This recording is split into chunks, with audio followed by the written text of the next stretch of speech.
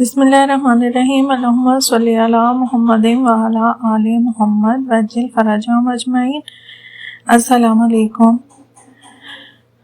آج be be Amna سلام اللہ علیہا کے حوالے سے 2-3 عمل لے کر آئی ہوں جو بے اولاد ہیں ان کے لیے، جن کی شادی میں رکاوٹ ہے، جن بچیوں کی شادی نہیں ہو رہی ان کے لیے، اور رزق کے حوالے سے جو لوگ رزق کی وجہ سے پریشان ہیں ان کے لیے بی بی آمنہ سلام اللہ علیہا کے توسل سے 2-3 عمل ہیں۔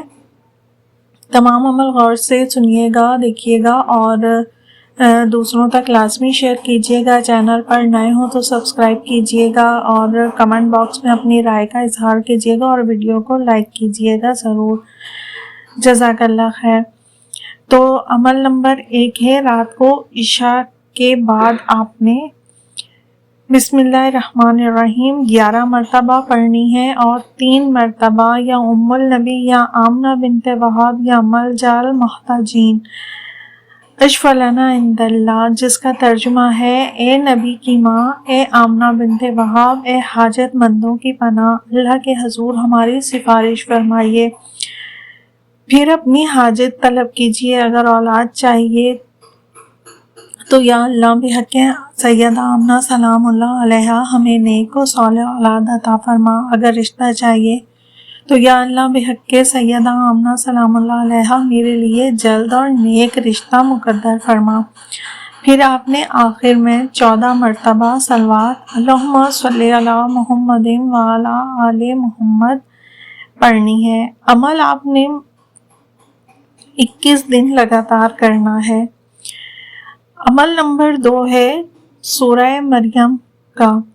یہ عمل بہت سی خواتین کرتی ہیں اور قبولیت کے قصے بہت مشہور ہیں سورہ مریم کے حوالے سے، کہ حاجت روائی کے لیے بہت ہی مجرب سورہ ہے یہ۔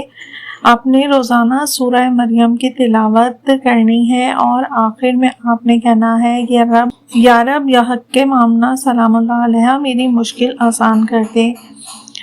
سورہ مریم اولاد، گھر، رزق اور عزت سے متعلقہ ہر دعا کی کنجی سمجھی جاتی ہے۔ اس کے علاوہ عمل نمبر 3 ہے جو کہ آپ نے جمعے کے دن کرنا ہے، جو کہ بہت ہی مؤثر مانا گیا ہے۔ جمعے کے دن نماز کے بعد آپ نے 100 مرتبہ یا لطیف ہو یا ودود ہو یا رزاق ہو پڑھنا ہے۔ پھر اس کے بعد آپ نے کہنا ہے کہ پروردگار بحق مادر رسول صلی اللہ علیہ وآلہ وسلم بی بی آمنہ سلام اللہ علیہا میری یہ حاجت پوری فرما۔ اس عمل سے آپ کے اولاد کے بند دروازے کھل جائیں گے، رشتوں میں رکاوٹ ختم ہوگی، گھر کے حالات درست ہو جائیں گے۔ اس عمل کو لازمی خود بھی کیجیے گا اور دوسروں تک بھی ضرور شیئر کیجیے گا۔ اللہ حافظ۔